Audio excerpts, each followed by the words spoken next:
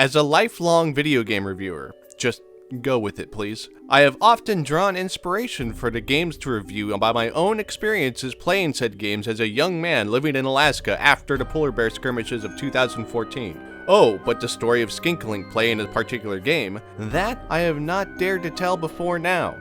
In October in Garbage Fire year 2020, Skink was hardly watched and ever the dreamer that he'd finally reach 100 subscribers. Years spent making video game reviews have taught him nothing but patience, maybe how to chrome key, but the endless struggle to find success on YouTube increasingly took him to try to find games that might actually be interesting to review, even into the unfamiliar realm of PlayStation 2 games. So it was on this particularly cold and snowy day before Halloween, really, before, he found himself in a rather remote section of his game library.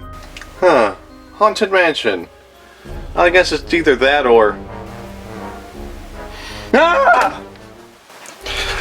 Haunted Mansion. It's a game based off of a ride at Disney World, Disneyland, Disney Park, Disney Ride. And it's not based off of the movie, right? Right. Yes, not based off that movie with Eddie Murphy. Well, sort of. And oh boy, TDK is the publisher. If you recall, another TDK game I reviewed was Star Trek Shattered Universe. I wonder if I'm gonna have a guest appearance like I did in that review also. Ahem? Just a minute. This game was made in 2003 and... You waken now from troubled sleep and find yourselves where shadows creep. This house, it has its history, but you will solve its mystery and find the treasure buried deep beneath these halls where spirits weep. What the fuck are you talking about? I don't know. I have to talk weird. I'm stuck in a crystal ball. That's a plasma orb. Who cares? The point is, I'm in a transparent ball. You gotta help me. Mark, how did you even get in there? Well, I was in Orgrimmar grinding gold for a new mount. Wait, never mind. I don't want to know. I just want to get onto the game. Well, aren't you going to help me? How, exactly? This house was once home to many a friendly ghost. I thought it was the Morrises. Shut up! But now, an all-powerful evil man has taken over the estate, corrupting the memory of many of the ghosts and turning others into evil spirits to serve his will. Your house is now a dark and foreboding place. You have to help me, for now I am trapped! You're my only hope, Patrick! Okay. And who is this evil man? He is known by many names. The people of the north call him Luutiak. The elves of the forest call him the Hand of Balganog. But we know him as the Cloaked Bastard. You must beat this game! Only then will my soul be free! What if I just break the ball? Well, then I'll be dead. And so will you because of poison gas. Really? I don't know. Probably? I mean, what's even in these things? Argon? Neon? Whatever, just beat the game! Now it seems like a chore. You know, playing games is supposed to be fun and relaxing. Please! I don't know how much time I have left.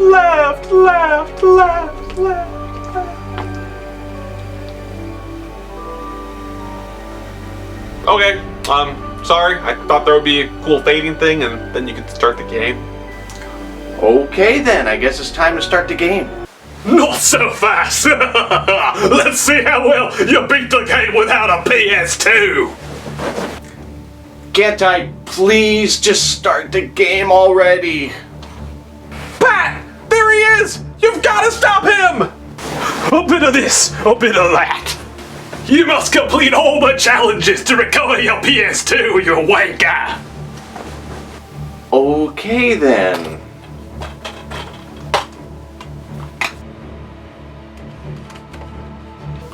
Little did he know the original line of the PS3 was backwards compatible with pretty much all PS2 games because it had all the parts of a PS2 inside of it, like the Emotion Engine. But these products were a little costly, so later releases of the PS3 they removed them to save costs, but also removed the backwards. Hey! Finally, let's play this game. Okay, background. 2003, TDK, multiple consoles. Let's start already. We start off with a cutscene of our protagonist walking towards the haunted mansion. He enters, gets scared by ghosts, and then talks to Madame Leota, the ball lady. If you're really interested in knowing what is being said here, well, I got a secret for you. I parodied it for the intro of this episode. You're not missing much now. Meta humor? What's that? Zeke is a writer turned caretaker, Madame Leota is a ball lady, and an evil guy named Atticus Thorne is trying to do the plot from Ghostbusters and take over the world. Which Ghostbusters? Well, I'm glad you asked. Any of them. They all have the same plot. Don't deny it. So it's up to us to clear all the rooms from ghosts and stop the evil guy from being evil. This sounds familiar. Ah! Yeah, that one. Scary. So we gotta rescue 999 spirits? Okay, let's start then. Oh, we get a special lamp that shoots energy, and we have to collect the 6 Chaos Emeralds. Yes, 6. Oh wait, we get one in the beginning, so 5 Chaos Emeralds. Or Soul Gems, whatever. Oh, and we also gotta get Madame Leota so she could be Navi. Hold it open and I'll just roll. Wait, you don't need to. Hooray for out of context sexual assault sounding line. Don't do this. So I'm really glad that I can barely get one step in before getting a tip from Madame Leota on what I need to do. It's not like solving the puzzle is the object of the game, right? Okay, I know that this is the beginning of the game and tutorials are common, but seriously, is it absolutely necessary to interrupt the gameplay over and over again in order to relay information that we can easily figure out? I mean, the switch to turn the lights on is obviously glowing. I'm not going to flip it in that case. Oh, and I'm being attacked now. I'm surely not going to try to fight them off by pressing literally all the buttons I can. The other hints in the tutorial section are at least more helpful. You gotta search for the souls after the lights come on, and they can be hiding in a bunch of different objects, so you gotta find them and use your lamp to suck them in. That's also a part of that other game. How many times do I need to be tormented by this game? Anyway, we need to go room by room and do all the puzzles, turn on the lights, and suck up all the shriveled souls. After the tutorial is the foyer, which acts like a miniature hub room between a couple of hallways that lead to even more rooms. We get the souls here and move on to the only room we can go to. You see, each room is magically locked until we save enough souls. Kinda like some other game. Oh yeah. Super Mario 64. What, did you think I was going to say that other game? Well, that game uses keys, so completely different. Yeah. The Conservatory. So the most notable thing about this room is that you activate instruments to get the books to move and become platforms. So we know this game has platforming. My favorite. Platforming!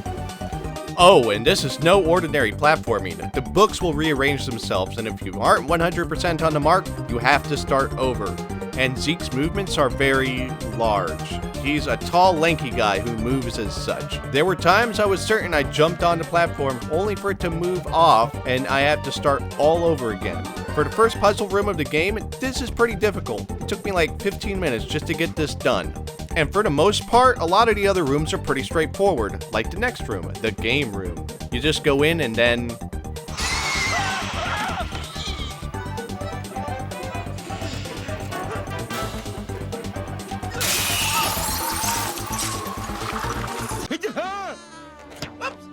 It's a spy, a spy, a spider, an arachnid. A giant spider? Okay, so it's not too hard, but they will web you and drag you close to attack. But that's not the point of the game room. Once the spider is beaten, you get sucked into the pool table and then get attacked by balls. Or the cue ball specifically. And if you think you're clever by being on the rim where the balls can't hit you, well, ghosts continuously spawn and attack. So you gotta coerce the cue ball to hit all the other balls into the pockets, and then you can get the switch. Now I'm not going to explain all the puzzles in this game. This is a review and not a walkthrough. It's mostly so I can explain what some of the puzzles are like. So, you like puzzles, eh? How about you complete this puzzle? Oh, not you again. First challenge, you complete this puzzle, and that'll be one step closer to getting your precious PS2. No. Hey, let me see. Oh, hell no! That thing took us like 3 weeks to put together. I don't want to look at that. Cover me up again. And that is why I am a bastard. Goodbye. Okay then. The variety of puzzles is actually quite impressive. I can't even recall any that were too similar to each other, honestly. There's one where plates spit at you and you gotta have them break bottles, a room with moving walls that you have to find the end of the maze for, you run across falling paths to get torches to light, reflect the light to hit all the things, survive the invisible maze, moon jump platforming, and many, many others. There's like 20 different rooms to clear. Another memorable room is the ballroom. There's a big wind pushing you back and you have to use the giant spiders to drag you through. I found that intriguing because it's counterintuitive to let the spider's web get you and let them drag you close to them. But the idea is to let another spider web get you before dispatching the previous one. And then, boss battle. Oh, please don't let this suck. Yeah, Atticus sucks in this battle. All you do is shooty and he teleports away once you beat him. And once that happens, you'll talk to the Organist Ghost and get your second soul gem. Wait a second. Am I missing something there? The second. What happened to the first? The game is extremely linear, which isn't a bad thing. You collect pieces of death certificates to give them to some of the ghosts you encounter. And in so doing, they give you a soul gem. You get these pieces by sucking up a random soul. I want to say that they intended this to be a bit more challenging because you could miss souls and continue to the next room if you want. But you already beat the room. Why bother moving on when you can easily keep searching the room and completely finish it? Each soul gem upgrades your lantern, by the way. The first gem gives you a charge shot. The next one charges into a grenade area effect shot. The third increases your damage with your basic attack and makes it into a tri-shot. The fourth upgrades to grenade shot again, and the last one is held by Atticus. Oh, and each soul gem gives you a crap load of souls. Each room has between 10 and 20 souls generally, so the gems let you go into other rooms too. There are also these weird little cards floating about. Their only purpose is to give you an extra life if you collect 10 of them, and then there are health power-ups. Dolls increase your health permanently, and Tonic regenerates health. There's no other way to regain health. I mean, unless you die. You look rather real. I think I could help with that. No thanks. Oh, now I'll never get this sword to be red instead of boring silver. This is getting weirder and weirder. You mean better and better? Speaking of weird, Zeke is pretty weird too. I mean, aside from the obvious looking like a ginger, beardless Abe Lincoln, he's given that overwhelming meek and scared look. I mean, we see him scared often, but honestly, even if this guy was looking as normal as possible, he would look scared. At least with Luigi, he has a normal mode, and a death mode. But the weirdness doesn't stop with his appearance. Let's just look at what he does to open doors. He literally humps it open. Just, there are no words. What is this clock? Oh, it's the save point. Oh, and it's one of those games. The type where you have to backtrack back to the save point or else redoing a large section of the game. Fun. Oh, but if you think that the danger is over once you clear a room, well, the hallways continuously respawn monsters to make things inconvenient. There will be ghosts, screamer ghosts, spiders, giant spiders, and skeletons trying to impede your progress. The variety of enemies is kind of lacking, but they are all vastly different, which at least keeps things interesting. And yes, continually haunted hallways is part of that other game too. Ah! The graphics and music are pretty good. I mean, at least for the era. And compared to the character models, they fit really, really well. The mansion is based off the actual ride and the movie, and I have no idea if that's accurate because I've never rode the ride or watched the movie. So obviously, I'm the subject matter expert here. All I can really say is that this haunted mansion looks like a haunted mansion, which is nice. Let's just take a moment to see some of the cool sights. It'll be just like the ride, but derpier. Derp, derp, derp, derp, derp, derp, derp, derp.